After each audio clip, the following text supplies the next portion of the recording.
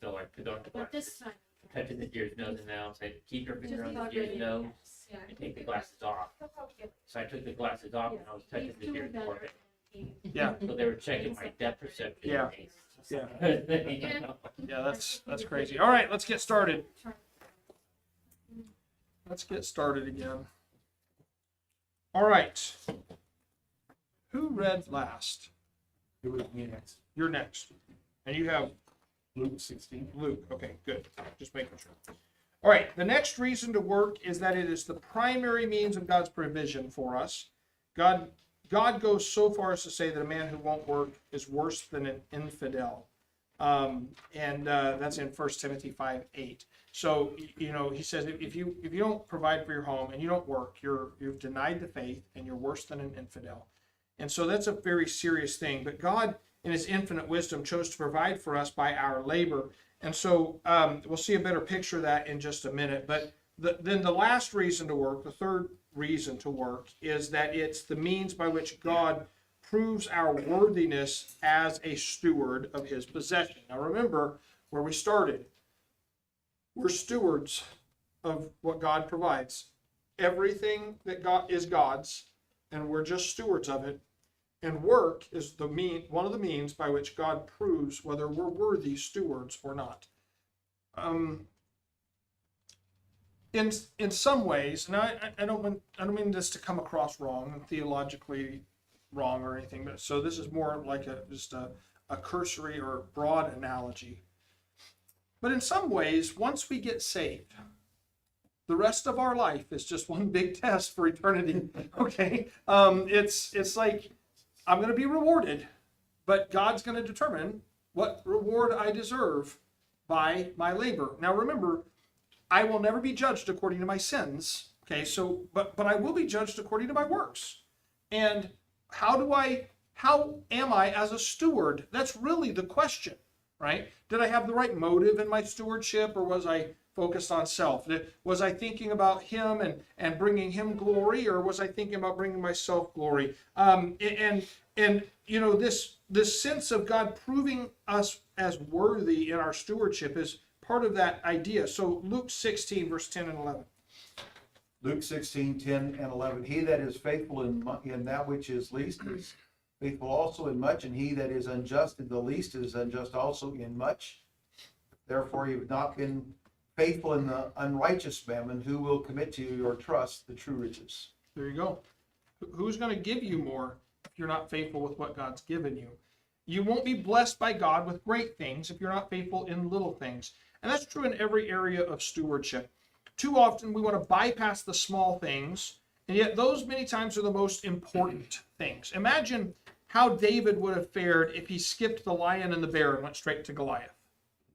Right? He learned how to fight. He learned the methods or the way to use his sling in those smaller unseen battles that proved him to the Lord. And God knew he was able to do the great thing because God had seen him do the little things. And I'll be honest, the idea of fighting a lion and a bear don't seem very little to me, but compared to fighting Goliath, it probably was more on the littler side. But it was when no one else was watching, and it would have been easy to hide from the danger, but the Lord was watching, and the Lord knew that David was faithful to keep that flock. He knew he could be trusted with that flock of sheep, and so he could be trusted with the flock of Israel. And that's a huge thing. And that's where he learned God could use the little things in his hands, such as his sling and a stone. And he didn't need to trust in armies and armors. He could trust God. He learned that God was enough to fight any battle if he depended on him. Joseph was proven in the prison, and Samuel was proven in the temple. And you will be proven in the little things as well. So don't shirk the duty of the little things, and don't think, well, it's just a ledger. It's just keeping a ledger. It's not that important. I can make it without it. I have before, right? Yes, but are you being a wise steward? Be diligent in the little things, and God will take care of giving you those things that are greater. So not only is our labor used by God to accomplish certain things in our life, but it is the means by which God allows certain things into our life. For instance, one of those things he allows is to prepare us for future by savings, right? We no longer live in an agricultural economy, but a farmer, if he isn't prudent, okay? Now I grew up, my dad, we dryland wheat farmed in western Kansas growing up. So I started driving when I was about 13. By 14, I got my 12 or 13. I started driving on the farm, and by 14, I had my driver's permit. Okay, agricultural farmer, a farm kid could get a driving permit in Kansas at 14. Before I got my driving permit, I was already driving grain trucks from the field to the elevator and dumping the grain and round trips. Okay. Because someone had to. Dad could not get out and go do that, and Mom couldn't do it because she had not able to be there, and so I would drive the grain truck for my dad, and then I got my driver's permit. But you know, as a farmer, you could use all that grain or sell all that grain, but you know, when you come to next year, you have to have some to plant, or you won't have a crop. There has to be a thought, a diligence about, I need to make sure that I'm going to have enough for the future, or I'm not going to be able to continue on. And so there's a wisdom in laying in store and knowing how to do that. There's different ways to do that. Not everybody just stores the grain, but some do. But there's different ways to do that. But my point is that a farmer has to think ahead like that. And though we don't live in an agricultural society, we should lay up in store for the cold, for the conflicts, for the problems, for the unexpected. Okay, Proverbs 24:7 says, wisdom is too high for a fool. He openeth not his mouth in the gates. But then he says in Proverbs 30, verse 25, and I like this, the ants are a people not strong, but they prepare their meat in the summer. Right? You know what? A fool won't prepare. An ant is wiser than a fool. That little bitty ant, it prepares when it is summer. In other words, it goes out and it prepares for those winter times when there's not going to be as much. We're not only to prepare for lean times by savings, but also as a means to prepare for our families for the future. It says in Proverbs 13:22, a good man leaveth an inheritance to his children's children. That's my grandchildren. That's an interesting thing. Most of the time we don't think about that, leaving an inheritance to our grandchildren. And I don't think he's only talking about money here. But I've often thought of that. What am I leaving for my grandchildren? Right? How am I going to help them and continue that legacy, if you will? Proverbs 19:14 says, houses and riches are the inheritance of fathers. Ecclesiastes 7:11 says, wisdom is good with an inheritance. Remember we talked about a hasty inheritance earlier? So it allows us to prepare for emergencies. It allows us to prepare for retirement and for inheritance in the future. It also allows us to give. And there's two areas that we should give, all right? The first is our tithe and our offerings. Tithe and offerings. We know these verses, and I'm not going to belabor this, but I will say this, that this is one of those judged from the word. If someone's not doing well financially, I find very frequently that they're also not tithing. And so this is something I'm going to have to deal with, because God can't bless their finances if they're not honest with God. Right. Okay. And so they need to be taught on this. So this is what I would teach them. Malachi 3 and verse number 10. Bring ye all the tithes into the storehouse, that there may be meat in mine house. Prove me now herewith, saith the Lord of hosts, if I will not open you the windows of heaven and pour you out a blessing, that there shall not be room enough to receive it. So the tithe is 10% of your income. That's God's. It's not yours that you're giving to God. It's God's. It's His. And we'll understand that more in just a few minutes. But the second way in which we should give is to give to others. Okay? Charge them that are rich in the world, this world. Let me get to other people reading here. 1 Timothy 6, verse number 17 and 18 there, Brother TJ. And then Sister Christy, Proverbs 3, verse 9 and 10. We're going to get back to tithing here in just a second, but I'm going to wrap up these the last couple thoughts here. 1 Timothy 6, 17, 18. Mhm. Charge them that are rich in this world that they be not high-minded, nor trust in uncertain riches, but in the living God, who giveth us richly all things to enjoy. That they do good, and they be rich in good works, ready to distribute, willing to communicate. If God gives you riches, he doesn't give you riches to hoard. He gives you riches to use. Okay. In other words, God gives you riches. There's nothing wrong with enjoying those riches that God provides for you. But you better make sure that your heart isn't just about pleasuring your flesh and bringing pleasure to your life and not being a giver to others. A biblical mindset says, God gave this to me to use to bring glory to him and to minister for him. Okay. So we should be givers. And there is such a thing as the gift, the spiritual gift of giving. Right? I want to have that gift. I want to have that gift. I want to be a giver. So can I tell you how I've tried to exercise that? I'm not waiting till I'm wealthy to start giving. Do you ever think about, well, if I had money, if I had this, I had that, then I would give to people. And the truth is that if you develop a selfish mind that says everything I have I need and I'm going to keep it all, then you're probably never going to be a giver. If you learn how to be a giver, God may give you more so that you can give more. And that's just a reality of faith, okay? So if you're a giver, God's going to bless you. If you give, you make it possible for God to use you as a conduit to provide for others as well. And then the last thing that giving allows us to do, before we get into specifically about tithing here in just a minute, but it allows us to understand the cost of our choices, okay? Prior to the fall of man in the garden, there was no need for labor, really. They ate of the fruit of the garden. Of all the trees of the garden thou mayest freely eat. It wasn't costing them anything. That's what it says, right? Then came sin.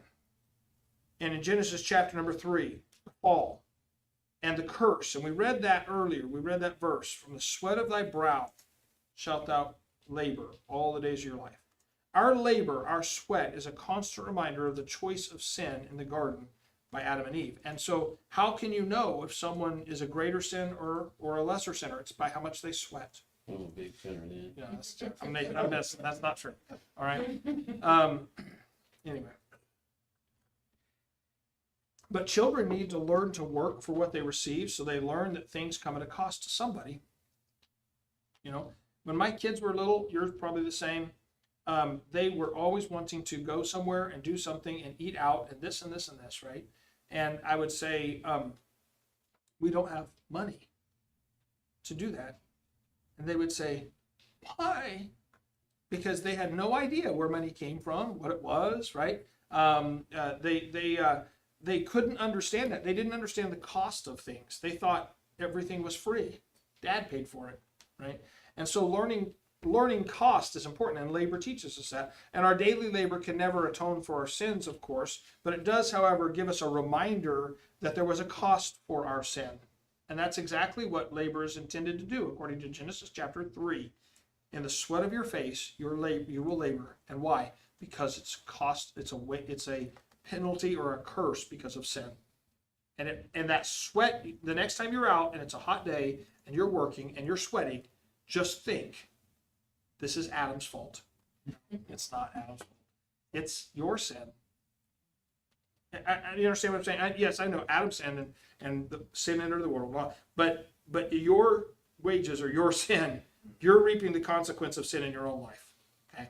And that wage, that sweat is a reminder. And it should reinforce in our minds that there is a cost to things and there is a cost to sin. And the more that your kids work and sweat, the more they should hate sin. Amen? And be thankful for the gift of salvation that came through Jesus Christ. All right, one last thing about labor is that if we're faithful stewards, it gives God the ability to bless us beyond our labor. It says in Proverbs 10:22, the blessing of the Lord maketh rich, and he addeth no sorrow with it. And so the blessings come when God sees that we're wise stewards, that we can be trusted with blessings, and it won't bring sorrow into our life. And it would be great sorrow if you were given riches and it turns your heart away from God and you lost your soul. That's what the Bible says. What shall a man give in exchange for a soul? The blessing comes to those who have learned the truth, that it's more blessed to give than receive. Those who have learned not to covet after riches, nor seek after riches, but seek first the kingdom of God and his righteousness, and allow God to add those things that he can trust me with, and be content with such things as ye have. And he said to, you know what he said? Jesus said to the, John the Baptist said to the soldiers, be content with your wages. What about us? Be content with your wages. Yep. Oh, I don't want to do that, right? So you might get that job and you think, they're only paying me this. Be content with your wages. Labor for the right reason. Labor because you want to serve God and love God and want to be a testimony and bring glory to him, and let him worry about all the other stuff. So it's important. All right. So now let's talk about our expenses. So we're going to talk about, I started into tithing just a minute ago because it's one of the reasons that we work is so that we can give. And tithing is the first method of giving. And so it's important to start there when we start talking about expenses.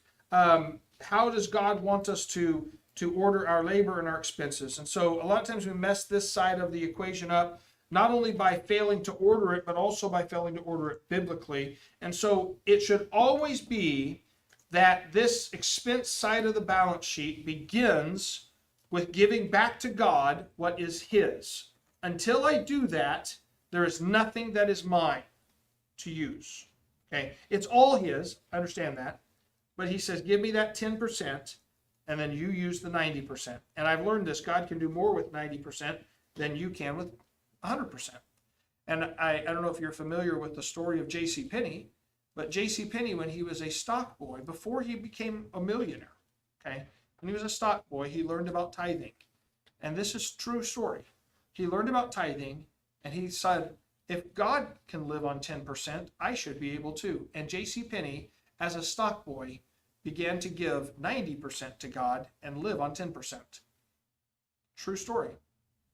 And he gave the vast majority of everything he made, he gave away. And he gave to the Lord. Okay. And he was a very ardent Christian. He wrote a really good book. You can't hardly find it, called Lines of a Layman. And it's, if you ever find it, it's definitely worth the read. You can get it at North Valley Publication. Have they republished it? Yes, sir. Okay. Anyway, I have an old copy. Yeah, at North Valley. So it's definitely worth it. It's not very big, but it's definitely worth the read. Lines of a Layman by J.C. Penney. All right. Proverbs 3, verse number 9 through 10. Honor the Lord with thy substance, and with the first fruits of all thine increase. So shall thy barns be filled with plenty, and thy presses shall burst out with new wine. All right. So the principle of first fruits is found throughout the Bible. We're not to wait to give God what is left over. We are to give first and best. I remember when Angela and I were first married, and there we were in our little house, and we started just stacking our cash up, it was just flowing in, and filled up several rooms. We didn't know what to do, and we said, what are we going to do with all this money? We're running out of space, and so we said, well, I guess we should probably start tithing, and that then we became poor. That's how it works, right? That's kind of how people think, I guess. If I had extra, then I would give God 10%. That's not biblical thinking, okay? Biblical thinking says, I give God what's his first. He's God. Now, how about if you tried the same thing with your taxes? What if you just wrote a letter to the government and said, hey, if there's anything left at the end of the year, I'll send in taxes. Right? Would you do that? Well, you might try, but not for long, because I guarantee you one thing, the IRS bought ammunition. That was published not too long ago, all right? Why? In case someone ever wrote a letter and said, if there's anything left, I'll send you my taxes. There's no other reason for the IRS to have ammunition. So anyway, the reality is that God deserves the first fruits. Exodus chapter 22, verse number 29 says, thou shalt not delay to offer the first of thy ripe fruits and thy liquors and thy firstborn and thy sons. Thou shalt give unto me. In chapter 23 and verse 19 of Exodus, the first of the fruits of thy land thou shalt bring into the house of the Lord thy God. Thou shalt not see the kid in his mother's milk. In Deuteronomy 26 and verse number 2, thou shalt take of the first of all the fruit of the earth which thou shalt bring into the land of the Lord thy God giveth thee, and thou shalt put it in a basket, shall go into the place which the Lord thy God hath chosen to place his name there. You are to give it immediately, right away. You're not to hold on to it and see if you have any left. We are to give God his part before Uncle Sam takes out his part. All right? I believe in tithing on what I earn. Now, if I earn $20 an hour, I'd tithe on $20 an hour, not what's left after taxes and insurance and all of that type of stuff comes out. Right? I want to honor God first above everything else. Taxes and insurance and retirement planning are expenses that come out after God gets his part. Okay? So, Matthew, who has read last? Christy, did you read? You read? Okay, so we're back over here to Philip. Matthew 22, I'm going to give some verses here. Matthew 22, verse 17 to 21. Hebrews 7, verse 1 and 2. Let's see. Deuteronomy 14, Brother John, Deuteronomy 14, verse 22 and 23. And then Miss Emily, Deuteronomy 14, verse 28 to 29. Malachi chapter number 3, verse number 8 to 11. Cameron, Haggai chapter number 1, verse number 2 to verse number 9. Get us a ways. All right. So, we're to give God his part before Uncle Sam takes out taxes. Matthew 22, 17 through 21. Tell us therefore, what thinkest thou? Is it lawful to give tribute unto Caesar or not? But Jesus perceived their wickedness and said, why tempt ye me, ye hypocrites? Show me the tribute money. And they brought unto him a penny. And he saith unto them, whose is this image and the subscription? They say unto him, Caesar's. Then saith he unto them, render therefore unto Caesar the things which are Caesar's, and unto God the things that are God's. All right. So you're to pay your taxes. That's biblical. Amen. But you're also to give your tithe. That's biblical. Giving in the Bible began with Abel. Okay. He was the first one that brought a sacrifice that God required. And we see that back there. Now, it's never called a tithe, but he began giving. Okay. The first tithe is actually mentioned in the Bible in Hebrews chapter number 7. Well, not until Hebrews 7. What about all the Old Testament? Well, it's talking about the Old Testament, right? But it's talking about the very first tithe that's established in the Bible, and that's when Abraham tithed. And so read Hebrews 7, verse 1 and 2.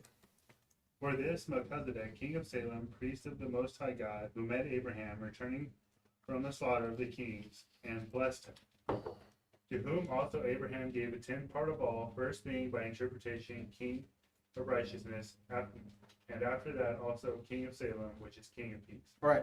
So we all know this Melchizedek was a Christophanes. Okay, he was an example of Christ in the Old Testament. Okay, and Abraham tithed to him.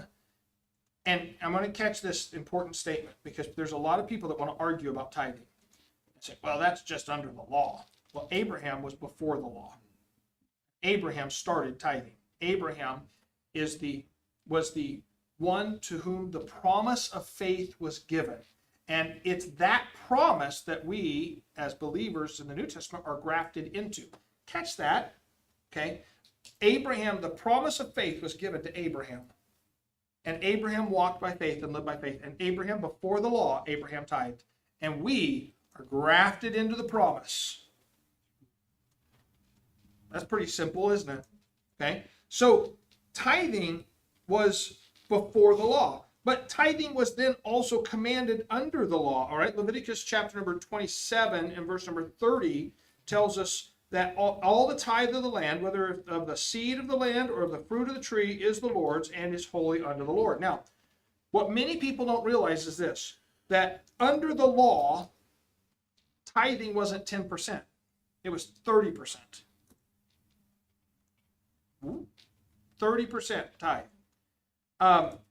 The first was the sacred tithe that was given to the Levites for the work of the Lord each year. That's in Numbers chapter number 18, verse number 21. It says, behold, I have given the children of Levi all the tenth of Israel for an inheritance for their service, which they serve, even the service of the tabernacle of the congregation.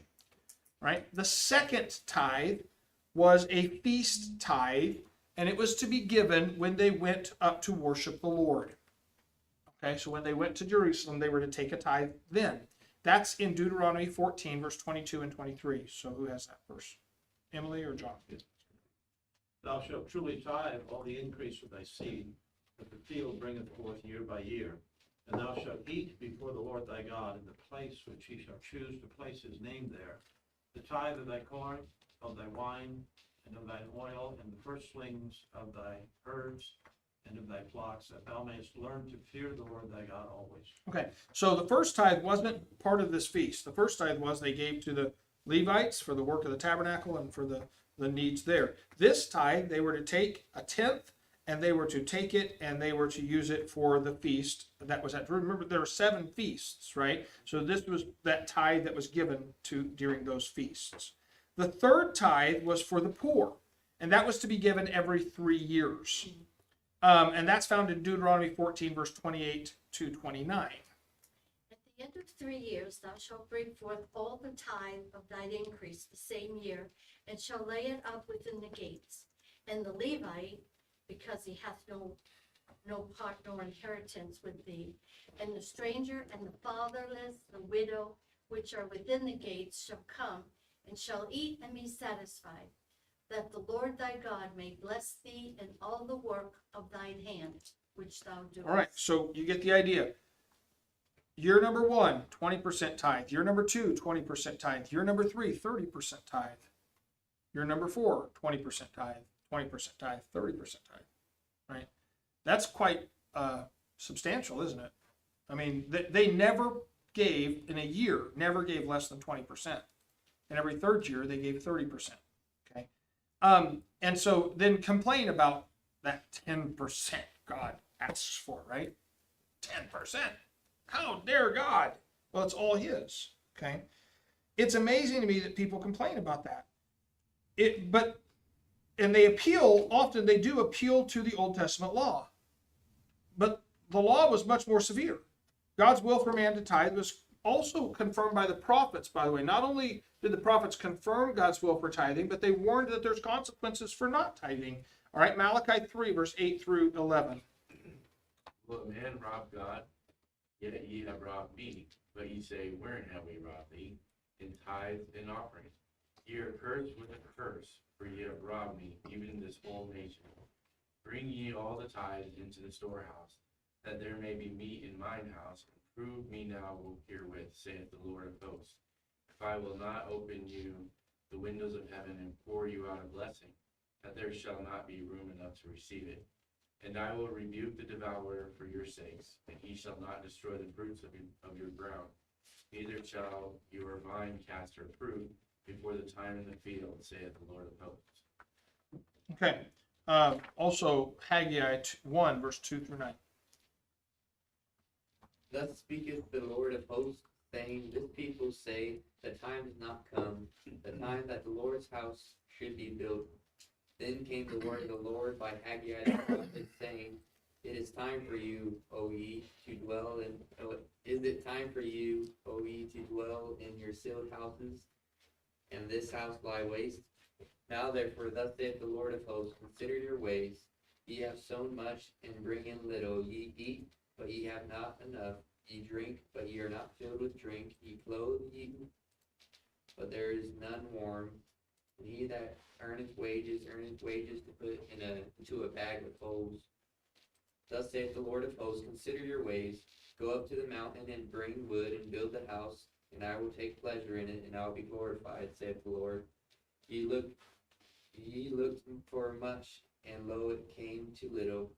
And when ye brought it home, I did blow upon it. Why, saith the Lord of hosts? Because mine house that is waste, and ye run every man into his own house. Okay. So we see tithing before the law, we see tithing under the law, we see tithing commended and warnings about not tithing given by the prophets. And in the New Testament, tithing was not only commended, but also endorsed by Jesus in Matthew 23:23. And he said to the scribes and Pharisees, woe unto you, scribes and Pharisees, hypocrites, ye pay tithe of mint and anise and cumin, and have omitted the weightier matters of the law, judgment, mercy, and faith. Now listen to this. These ought ye to have done, and not left the other undone. So you should tithe, and you should also execute or live according to mercy, judgment, and faith. So you might argue that Jesus, well, he was talking to the Jews, and they were still under the law, and so forth. But we could take the teachings of Christ clearly into the New Testament, and certainly there were times that he spoke directly about Israel and prophecies, but when that's the case, there are other clear teachings about the New Testament church distinct from that. For instance, when Jesus teaches about Israel in regards to prophecy in Matthew 24 and Mark 13, later there is very clear teaching about by Paul in Thessalonians concerning the rapture of the saints and so forth like this. There's very clear distinct. So where is that verse in the New Testament that says, but that tithing, that was only under the law? There's no such place. Okay. There is no other passage that says, yeah, Jesus was talking to them, not to the New Testament church. Okay. So that's first of all. Secondly, you need to see this concept that when I and there's a reason I pointed out the 3 different tithes of the Old Testament. The first tithe was to deal with or provide for the work of the Lord, the tabernacle, the temple, and the Levites, those that are working in the temple and the tabernacle. That was the purpose of that first tithe. Do we see that in the New Testament? Well, we do. When they, in the early New Testament church, as they would bring offerings and they would lay them at the apostles' feet. We see that very clearly in the book of Acts. And so we see them continuing that process of giving. And Paul talks about laying aside in store on the first day of the week. And he's talking about bringing offerings and giving to the church at Corinth and so forth. So we see this continuation, and we see no indication that it is to stop. However, why is it that we practice a 10% tithe and not a 20, 20, 30?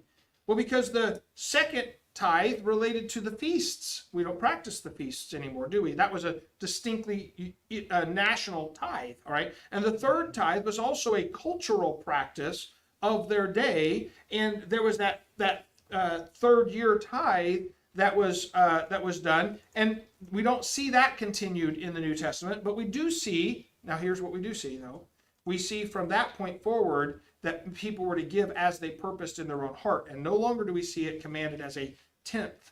Okay, so we see a tenth commended by Jesus and never corrected anywhere else. We know we don't have the feasts. That second tithe is no longer applicable. And the third tithe, we find clear teaching in the scriptures that when we give to the poor, and that's exactly what they're talking about, what Paul's talking about, taking up offerings for a collection for the poor saints that were at Jerusalem, that was to be purposed in a person's own heart as they chose to give, and it wasn't a designated percentage. Okay, does that make sense? So we still see we can continue this throughout, all right? But the first one's unchanged. The second one doesn't apply. The third one now has become a free will offering, no longer a commanded tenth every 3 years. Okay, and so that free will offering is discussed many times in the scriptures, and for sake of time, we're not going to go into it tonight. But you can study that out in 2 Corinthians chapter number 8 and verse number 1 through 9, and other passages in the New Testament about giving sacrificially and giving of your abundance and giving by faith and so forth. And we do in our church, we do what we call faith promise giving. We give by faith, and we encourage give. What are we doing? We're giving to the needs, to those they're going to take the gospel to other places that they're not going to be able to work over there. And we want to provide for their needs as they go. And so that's that third giving that was in the Old Testament carried over into the New Testament. But now it's a matter of showing the sincerity of our love, and not any longer by command. But God never negates that first tithe. Okay, so it's important to grab that principle. All right.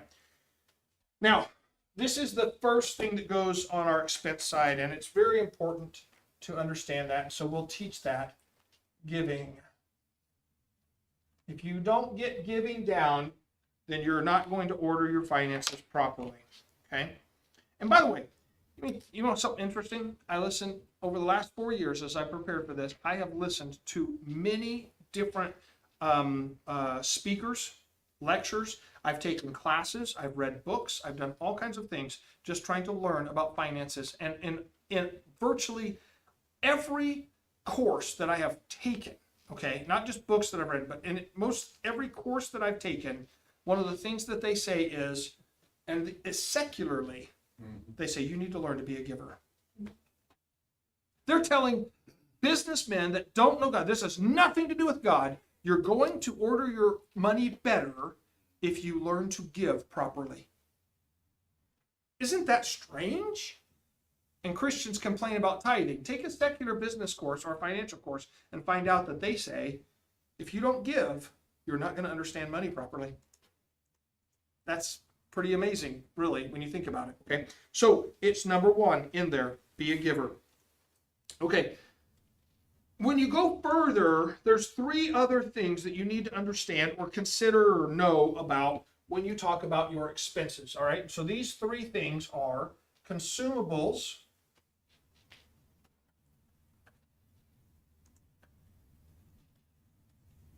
liabilities,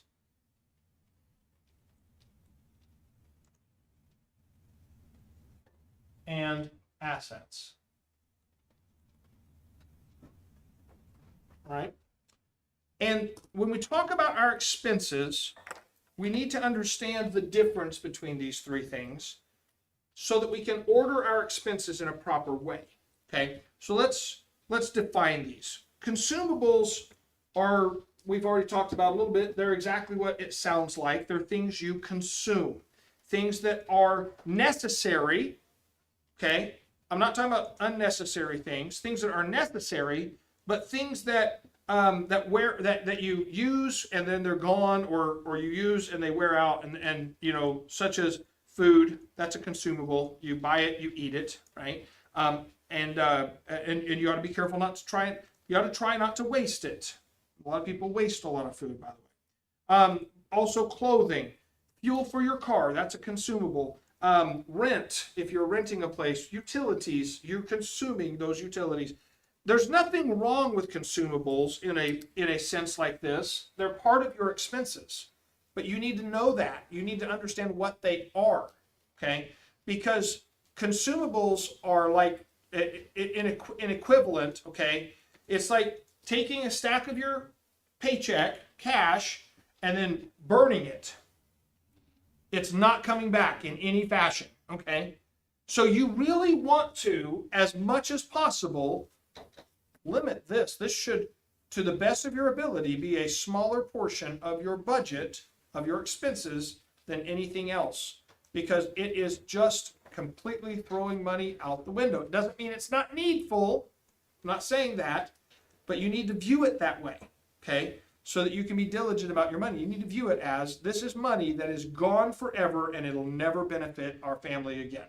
Okay? It's consumed. Now, the second category, a liability. Liabilities are things that cost you to own. It costs you to own it. Food doesn't really cost you anything to own. Clothing doesn't really cost you anything to own. They're consumables, right? You don't really own your utilities, but you might own a furnace. Now, is it necessary to own a furnace and an air conditioner in Oklahoma? 100%. But it is a liability, all right? It costs you to maintain it, and it costs you to run it, right? It's a liability. You own it, but it's not giving you money, it's not paying you money, it's costing you money. Your car is a liability. No, it's an asset. It's worth X number of dollars. No, it's a liability. You have to pay tags and taxes on it every year. You have to maintain it. You have to put fuel and oil and windshield wipers and all that type of stuff on it. And if you don't do that, it quits running, and then it's just a paperweight, paperweight. And it's a liability, a car. It doesn't matter how nice it is, by the way, either, unless you turn it into an asset, and I'll explain that in just a second. But generally speaking, vehicles are liabilities. The more liabilities you have, the more it drains your account. Okay. There are some people. I talked to a guy the other day, and I was out on visitation, and he had 6 vehicles, and he was telling me, oh yeah, I got this car, that car, I got this motorcycle, I got that car in the garage, and he had 4 in front of his house, and he had a car and a motorcycle in his garage. And the more I talked to him, I realized this: he was not married. It was just him. He had 6 vehicles, and it was just him. You know what that represents? 6 liabilities for one person, for one purpose, to get from point A to point B. In style, I guess. I don't know. But that's all they are. They're liabilities. Okay. Your home is a liability. The home you live in is a liability. It's not an asset. It's a liability. Say, well, I thought homes were assets. No. A home itself is a liability. How do I know? Are you earning money to live there? If you're not earning money on it, you're spending money on it. It's a liability. Now, you may be earning equity. That's possible, okay? But it's not an asset if it's not giving you income. That's by definition, okay? It's a liability. You have to pay taxes every year on that, or the government comes and takes it away from you, right? You have to pay insurance. In Oklahoma, you had better pay your insurance, and it's expensive in Oklahoma to pay house insurance, car insurance, because of hail and so forth. You have to pay for those utilities, and you have to pay for this, and you have to pay for that. And so it costs you maintenance and all that stuff. It costs you to own the home. Now, it's going to cost you to live somewhere. And I want you to catch this, what I'm saying. It's not bad to have liabilities, and it's not bad to have consumables. You need to eat, and you need to wear clothes, okay? And you need to live somewhere, okay? So owning a home is a liability, but it's a better overall plan than simply renting, because when you rent, you're paying for someone else to own a home, right? You're paying for them to have a second home, a third home, whatever it is, an asset. That is their asset. That is right, okay? So there's nothing wrong with paying on a home, but you need to understand it is a liability. The problem with the middle class, the problem with the poor is they spend all their money on consumables. Rent is a consumable. It is not even a liability. It's a consumable, okay? The poor spend all their money on consumables. They rent an apartment. They spend all their money on, junk, and they blow it, and they have nothing left. The middle class spend their money on liabilities, and they think they're assets, but they're not, because you're going to pay on it till the day you die. The rich spend their money on assets, and assets pay you for ownership. Okay? An asset means that there's an income associated with it. If you own a car that you drive, that's a liability. If you own a car that you rent out on Turo, that's an asset. You're earning from that vehicle. If you own a house that you live in, that's a liability. If you own a house that you rent out, it makes you money. That is an asset. Assets are things you own that don't, number one, have an ongoing cost to own, or number two, give you a regular income for owning them. Now, I say that because things can be turned into assets. Liabilities can be turned into assets if you understand how that works. I was talking to Brother TJ last night about this a little bit. If I own my home and it's paid off, for instance, I have equity in my home. Let's just say my equity is $200,000, which is not a high-end home in Oklahoma City in this little area right here. $200,000 is a modest home. it's a liability because I have to pay to maintain it, and I have to pay for taxes and insurance and all that type of stuff. And I may have $200,000 worth of equity sitting there, but it's not an asset until I use it. Okay. And so a person can turn their home into an asset by, for instance, finding a rental property, maybe a duplex somewhere, and borrowing against their home to purchase that duplex. There's a duplex just up the street the other day that sold for $200,000, just over $200,000. However, so a payment on that, if you put down a reasonable down payment on that maybe $1,900, let's say.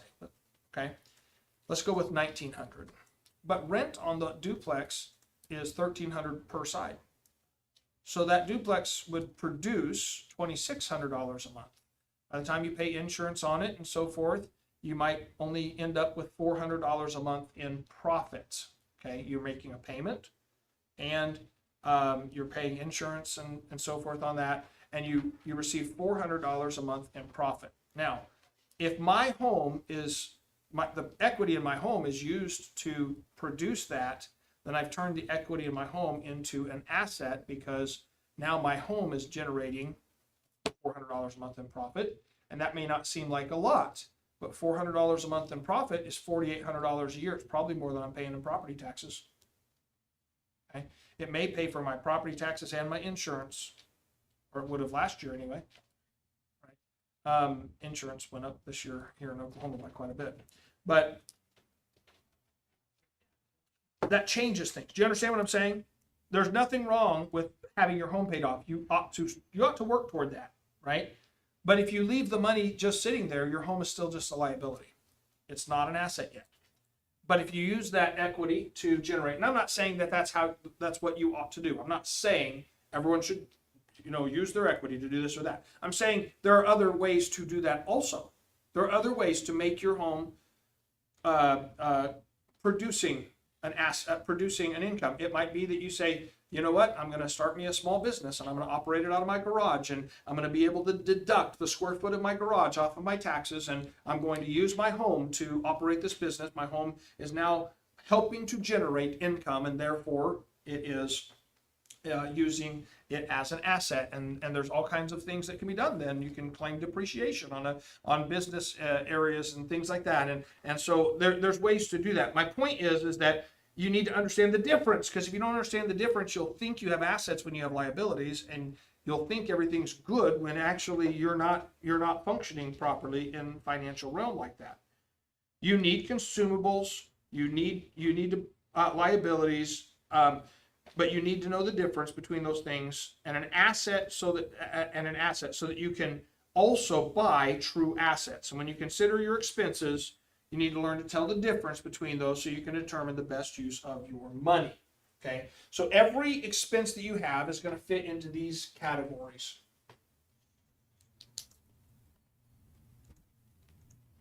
You might have to go, what is this? Well, this is consumable. It's there. Liability. And I'm not saying you should order your budget like this. I'm saying you should think about each expense that you have in terms of these things. Okay? And then you ought to strive to make sure that in some facet you're adding assets. Because long term, adding assets is what's going to have lasting value. Okay? Stocks, for instance, are an asset. We'll get into stocks and these type of things. They're considered an asset. Part of the reason they're considered an asset is because they're not a liability. In other words, once I buy them, it doesn't cost me to own them. Does that make sense? And they theoretically will increase. Now, can assets go down in value? Yes, they can. All right. So theoretically, they're going to increase, but they don't cost me to own. Right? As soon as something costs me to own, it's now a liability, not an asset. And so there can be a point at which stockbrokers consider certain stocks as a liability. And when is that? When they start costing me to own them. I start losing money on them. Right? And so they set a stop loss. I'm only willing to lose this much on this liability now. It's no longer an asset, it's a liability. And so that concept applies there also. Okay, let's take another break, and then we're going to get into now principles of a budget. Now that we see concept of income, concept of expenses, now we're going to get into specifically laying out the principles. How do we establish a budget? And we're going to actually look at that budget sheet that's there in your paperwork. So we'll get to that in the next section. Is insurance considered a liability? Insurance is a consumable.